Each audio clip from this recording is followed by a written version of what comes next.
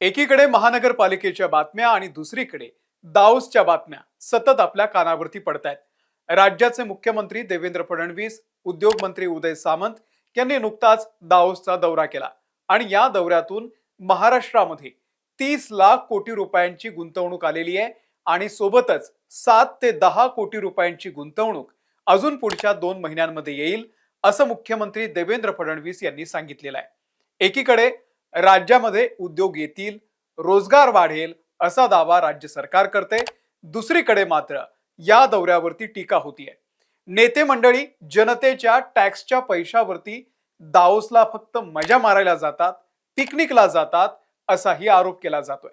आणि त्यामुळे या व्हिडिओमधून आपण जरा नीट समजून घेऊयात की जगभरातले नेते, उद्योगपती दाओसमध्येच का जातात, दाओस शहराचं नेमकं महत्व काय आणि या दौऱ्यामधून खरंच काही फायदा होतो की लोक म्हणतात तसं फक्त नेते मौज मजा करतात. सविस्तर पाहूयात, व्हिडिओ शेवटपर्यंत बघा. नमस्कार, मी अमोल किन्होळकर, आपण पाहत आहात महाराष्ट्र टाइम्स ऑनलाईन. स्वित्झर्लंडच्या बर्फाळ पर्वतांच्या मध्ये असलेलं दाओस शहर दरवर्षी जानेवारी महिन्यामध्ये दाओसच्या गल्ल्या जगातल्या शक्तिशाली व्यक्तिमत्वांनी भरून जातात. अर्थात निमित्त असतं वर्ल्ड इकॉनॉमिक फोरमचं. Google, Microsoft, Nvidia, Meta, JP Morgan अशा जवळपास 800 कंपन्या यामध्ये सहभागी होतात, ज्यात भारतातल्या रिलायन्स, टाटा, इन्फोसिस, महिंद्रा अशा कंपन्यांचाही समावेश आहे. त्याचबरोबर अनेक मोठ्या देशांचे पंतप्रधान, राष्ट्राध्यक्ष देखील यामध्ये सहभागी होतात. यावर्षी तर डोनाल्ड ट्रम्प यांनीही हजेरी लावलेली आहे. ट्रम्प यांना आपली अमेरिका फर्स्ट ही पॉलिसी पुढे न्यायची आहे. पण दुसरीकडे टेक्नॉलॉजीमध्ये अग्रेसर असलेल्या चीननं फक्त आपला एक प्रतिनिधी इथे पाठवला होता. बाकी पुतीन यांना युक्रेन संघर्षामुळे यावेळीही निमंत्रण देण्यात आलेलं नाहीये. भारताबद्दल बोलायचं झालं तर भारताकडून एक मोठं पथक हे दाओसला पोहोचलेलं होतं. यावर्षी भारताकडून 4 केंद्रीय मंत्री, ज्यामध्ये अश्विनी वैष्णव, शिवराज सिंग चौहान, प्रल्हाद जोशी आणि के राम मोहन नायडू यांचा समावेश होता. यासह 6 राज्यांचे मुख्यमंत्री सुद्धा सहभागी झाले, ज्यामध्ये अर्थात महाराष्ट्राचे मुख्यमंत्री देवेंद्र फडणवीस, आंध्र प्रदेशचे मुख्यमंत्री चंद्रबाबू नायडू, आसामचे मुख्यमंत्री हेमंता बिस्वा शर्मा, तेलंगणाचे मुख्यमंत्री रेवंत रेड्डी, झारखंडचे मुख्यमंत्री हेमंत सोरेन आणि मध्य प्रदेशचे मुख्यमंत्री मोहन यादव यांचा सहभाग होता. आता या सगळ्यांचा उद्देश होता की जास्तीत जास्त आपल्या राज्यामध्ये परदेशी कंपन्यांनी यावं आणि यासाठीच्या डील्सवरती इथे शिक्कामोर्तब होतं. एमओयू साईन केले जातात. महाराष्ट्राला ही आपली $1 ट्रिलियन इकॉनॉमी पूर्ण करण्यासाठी महत्वाची डील होती. पण दुसरीकडे नेत्यांच्या दाओस वारीवरती विरोधक टीका करतात. दाओस मध्ये जाऊन नेते मंडळी पिकनिकची मजा घेतात असा आरोप होतोय. 2025 साली भारतामध्ये 20 लाख कोटींच्या गुंतवणुकीच्या एमओयू साईन झाल्या. पण लक्षात घ्या, एमओयू साईन झाल्या म्हणजे पक्की डील झाली असं होत नाही. महाराष्ट्राने यावर्षी 30 लाख कोटी रुपयांच्या एमओयू साईन केलेल्या आहेत. आता हा भाग वेगळा आहे की यातली प्रत्यक्ष गुंतवणूक किती होईल. आता मुख्यमंत्री तिथे जाऊन या सीओ सोबत काय बोलतात की आमच्या राज्यामध्ये इन्व्हेस्टमेंट करा, अशी जमीन आहे, वीज आहे, रस्ते आहेत, प्रेझेंटेशन देतात आणि कंपन्यांचे सीईओ त्यावरती विश्वास ठेवतात का? आता एक लक्षात घ्या, यामध्ये सायकोलॉजीचा एक खूप मोठा भाग आहे. एखाद्या कंपनीच्या गुंतवणूकदाराला फक्त इन्फ्रास्ट्रक्चर नको असतो, तर हवा असतो विश्वास, ऍक्सेस हवा असतो. जेव्हा एखाद्या राज्याचा मुख्यमंत्री दाओस मध्ये येतो, तिथल्या डिनर टेबलवरती कंपनीच्या सीईओ सोबत बोलतो, तेव्हा त्या कंपनीला वाटतं की हे आपल्या राज्यामध्ये कंपनी आणण्यासाठी खूप सिरियस आहे आणि तो विश्वास जो आहे तो महत्वाचा असतो. लाल फितीच्या कारभारामध्ये न अडकता जर थेट त्या राज्याचा मुख्यमंत्री तुमच्याशी बोलत असेल तर पुढच्या फाईल लवकर पास होतात, परवानग्या लवकर मिळतात आणि कंपनी वेळेमध्ये सुरू होते. शिवाय मुख्यमंत्र्यांसोबत थेट संपर्क असल्यानं कुठलीही अडचण येणार नाही याची देखील हमी मिळते. इथे प्रत्येक राज्यामध्ये एक कोल्ड वॉर सुरू असतं. समजा अमुक एका कंपनीने तेलंगणामध्ये एमओयू साईन केलं तर लगेच महाराष्ट्राची टीम त्याचा अभ्यास करतं की आपण असं काय देऊ शकलो नाही जे तेलंगणानं दिलं. तर दाओसमध्ये ही एक हेल्दी कॉम्पिटिशन असते असं म्हणायला हरकत नाहीये. दाओसमध्ये जाण्याच्या आधी प्रत्येक राज्य सरकारची एक रिसर्च टीम काम करत असते.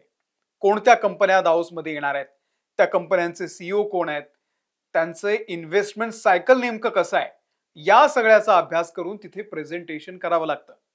त्यांना कन्व्हिन्स करावं लागतं की आमच्या राज्यात आलात तर तुमचा कसा फायदा होणार आहे. हे पटलं तरच ते साईन करतात. पण एवढं सगळं करूनही परदेशी गुंतवणूक म्हणजे एफडीआय भारतात होतेच का? तर त्याचं उत्तर फार कमी होते असं आहे. जर आपण काही नावं बघितली तर आपल्याला दिसून येतं की भारतामध्ये इन्व्हेस्ट करणाऱ्या अनेक कंपन्या या भारतातल्याच आहेत. उदाहरणार्थ, लोढा डेव्हलपर्सनं डेटा सेंटर पार्क बनवण्यासाठी 1,00,000 कोटींचं डील साईन केलंय. कोणासोबत? महाराष्ट्रासोबत. आता आश्चर्याची गोष्ट ही आहे की ही कंपनी महाराष्ट्रातलीच आहे आणि त्याहून महत्वाचं म्हणजे महाराष्ट्र सरकारमधले मंत्री असलेले मंगल प्रभात लोढा यांचीच ही कंपनी आहे. मग प्रश्न असा विचारला गेला की तुम्ही ही डील मुंबईमध्ये बसून करू शकला असतात, त्यासाठी दाओसला जाण्याची काय गरज आहे? तर याचं कारण आहे की दाओसमध्ये या कंपन्यांना जास्त सुविधा मिळतात, मोठी आश्वासनं मिळतात, जी डायरेक्ट डील केल्यानं मिळत नाहीत. आणखी एक महत्वाचं कारण आहे, जगातल्या सर्वात मोठ्या कंपन्यांच्या सीईओ पदावरती अनेक भारतीय वंशाचे व्यक्ती बसलेले आहेत. जसं की सत्या नाडेला असतील, सुंदर पिचाई असतील. यांच्याशी थेट भारतीय म्हणून एक वेगळा फरक पडतो. पण अर्थात ते बिझनेसमॅन आहेत, इमोशनली ते विचार करत नाहीत, पण तरी देखील त्यांच्यासोबत डिनर डिप्लोमसी मधून कनेक्शन जोडून आपलं विजन जर पटवून दिलं तर त्याचा निश्चितच फायदा होतो. आता दाओस मधून आल्यानंतर म्हणजे एमओयू साईन करून आल्यानंतर राज्य सरकारची खरी कसरत सुरू होते. सगळ्यात महत्वाचा भाग असतो भूसंपादनाचा. एखादी कंपनी करोडोंच्या डील करेल, पण भारतात आल्यानंतर त्यांना कळतं की ज्या जागेवरती फॅक्टरी उभी करायची आहे त्या जमिनीवरती 50 केसेस आहेत. लाईट आणण्यासाठी 6 महिने लागणार आहेत. सरकारी कार्यालयांच्या चक्रा त्यांना मारावे लागतात. मग इथे दक्षिणेतली जी राज्य आहेत ती बाजी मारतात. तेलंगणानं काय केलंय? तेलंगणानं आय पास नावाची एक सिस्टम बनवलेली आहे, जिथे 15 दिवसांच्या आत सरकारनं मंजुरी दिली नाही तर त्याला डीम्ड अप्रुव्हल मानलं जातं आणि त्यामुळे दाओसमध्ये येणाऱ्या कंपन्या अशा राज्यांना जास्त पसंती देतात. आता सगळ्यात महत्वाचा प्रश्न, ज्या रकमेचे एमओयू साईन होतात तेवढे खरंच भारतात येतात का? तर याचं सरळ स्पष्ट उत्तर नाही असं आहे. कारण आतापर्यंतचा इतिहास पाहिला तर जेवढ्या एमओयू झाल्या त्यातले 25 ते 30% गुंतवणूक पुढच्या 5 वर्षांमध्ये प्रत्यक्षात आलेली आहे. इतर 70% लालफितीच्या कारभारामुळे, लोकल राजकारणामुळे आणि भूसंपादनाच्या अडचणीमुळे कॅन्सल होतात. यामध्ये कर्नाटक, तेलंगणा आणि विशेष म्हणजे महाराष्ट्राचा थोडासा अपवाद आहे. देवेंद्र फडणवीसांच्या सांगण्यानुसार 2025 साली जे एमओयू दाओसमध्ये त्या ठिकाणी साईन झाले त्यापैकी 70% प्रत्यक्षात उतरलेले आहेत. पुण्यातल्या चाकणमध्ये ओक्सवॅगन, मर्सिडीज बेन्झ या कंपन्या आल्या, त्यामागे दाओसमध्ये झालेल्या मीटिंगचा महत्वाचा हात आहे. आता तुमच्या मनातली शेवटची उत्सुकता की हे सगळं दाओसमध्येच का होतं, तर त्याची एक कहाणी आहे. वर्ल्ड इकॉनॉमिक फोरम ही नॉन गव्हर्नमेंट ऑर्गनायझेशन आहे जी 1971 साली क्लाउस शिवाब यांनी सुरू केली. क्लाउसनं WEF सुरू केलं जेणेकरून या सर्व कंपन्यांना एक व्यासपीठ मिळेल. यामध्ये जगभरातले नेते येतात, व्यावसायिक सुद्धा येतात. आता दाओसच का, तर स्वित्झर्लंड एक असा देश आहे ज्याला जगभरातल्या भांडणांशी काहीही देणं घेणं नाहीये. हा देश त्या वादामध्ये कधीच पडत नाही. त्यामुळे दोन कट्टर देशांना जर गंभीर मुद्द्यावरती बोलायचं असेल तर ते दाओसमध्ये येतात. 1988 साली ग्रीस आणि तुर्कीमध्ये जो शांती करार झाला तो सुद्धा तिथेच झाला आणि म्हणूनच स्वित्झर्लंडमध्ये जगभरातल्या महत्वाच्या संस्थांचे हेडक्वार्टर सुद्धा आपल्याला दिसतात. त्यामुळे दाओसला प्रत्येकाला सुरक्षित वाटतं आणि तिथला निसर्ग, पर्यटन ही आणखी जमेची बाजू आहे. माजी पंतप्रधान राजीव गांधी हे सुद्धा दाओसमध्ये फोरममध्ये सहभागी झालेले होते. 2006 साली पंतप्रधान मनमोहन सिंग आणि 2018 मध्ये पंतप्रधान नरेंद्र मोदी दाओस समिटमध्ये सहभागी झालेले आहेत. तर यामागचा उद्देश आपल्या देशामध्ये, आपल्या राज्यामध्ये जास्तीत जास्त उद्योग यावे हाच असतो.